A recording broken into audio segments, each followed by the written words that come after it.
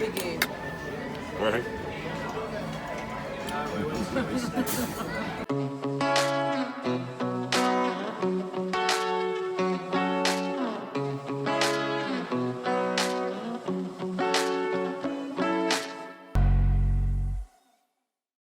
We've just made our tender ride across to Akaroa quite early in the morning, and we're having a little bit of a look up and down to see what we might have to eat. So this is going to be a really early fish and chips meal, I can tell you that.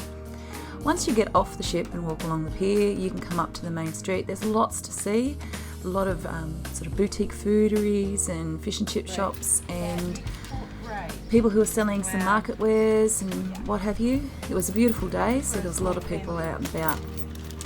You can also walk all the way up along the street and then around the bay, and it will take you to some markets. So if you're interested in going to the markets, just keep following that track, the walking track, all the way around to where you see here to the other side, and the markets are sort of over that way. We drove past them when we were on our tour.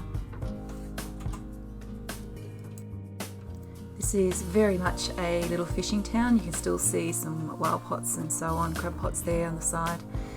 So we did get our fish and chips, and I did a little bit of search around about the area, getting to know a bit more about the place and what we might be able to see. And then we're heading back because we have a tour booked. Like any port that you arrive to on a cruise ship, there will be local operators who will be running tours and sightseeing that you can book yourself into. So be sure to check that out, but get in a bit early. We got off the ship, and the earliest one we could get was at about 11 a.m.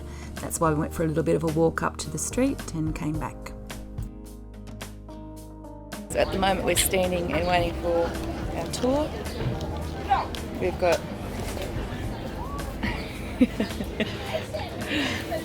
Adventure Canterbury local sightseeing tour for 2 hours, and we're lucky that we got over here as early as what we did, even though the tender process is really long, because there's still more tenders coming over, lots of people, and the tours are actually starting to put their signs down, so early bird. I'm pretty sure that this tour cost about $45 per head, which was a lot cheaper than on the ship, and was going to give us 2 hours of sightseeing, which you'll soon see with us. We're on the bus. We're waiting for one last person. We're one man down today. One down. One down. And just back on the boat. He's got a sore throat.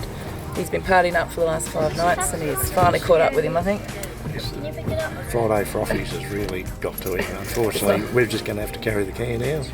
Yep, that's it. Have to do it without him. We can't talk anymore. No. No more frothies. That's it.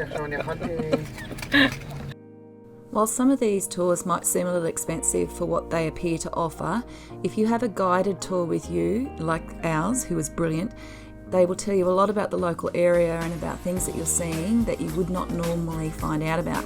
So it's well worth having someone who can guide you along and provide that conversation with you.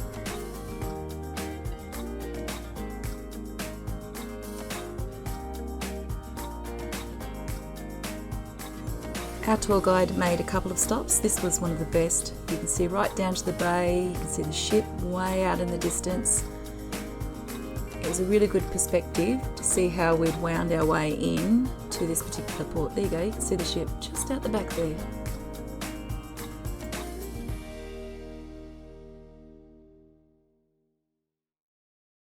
And of course, at the hilltop, you see the Hilltop Hotel. We stopped here for either a drink or you can have a quick bite to eat. It was incredibly busy. So we're at the Hilltop Hotel, right at the top, overlooking Akaroa in the distance. And we're just having a few... Having a sprite. Having a sprightly spate. Looking at the woolly ship. We'll show you, look at the woolly ship in a minute. It's quite warm today. So this is one of the stops on the tour. Looks like God's country, that, doesn't it? Look at that. Oh, there's some birds too. And then we're heading down to the cheese factory. Not cheese factory, yeah, the cheese farm. Looking forward to that too, having some New Zealand cheese. That'd be nice.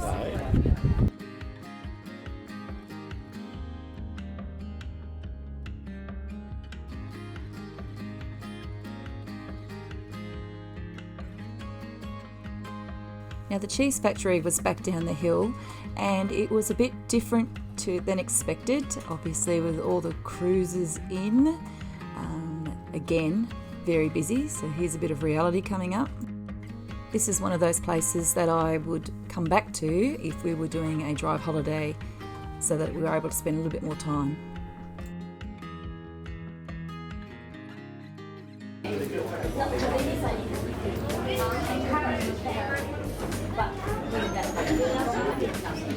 It's a case of reality is we won't be getting any cheese today, possibly no wine either. It's looking pretty busy. Situated on the picturesque Banks Peninsula is the small settlement. Now I was going to stay in town and go and see a few of the other sites, including the lighthouse. However, time was really getting away and I was a bit worried about getting stuck and not being able to get back on the ship. So I grabbed myself an ice cream, got on the tender and headed back to the Norwegian Jewel. The Spinnaker Lounge on the Jewel is a great place to pull up stumps and have a bit of a seat because they have huge big windows and you get a fantastic view. They were having a dance class at the time we were there that afternoon. And also a great spot to watch as you leave your port. The rest of the evening was spent just going out and having a bit of a dinner. We had a quiet one this evening. Right.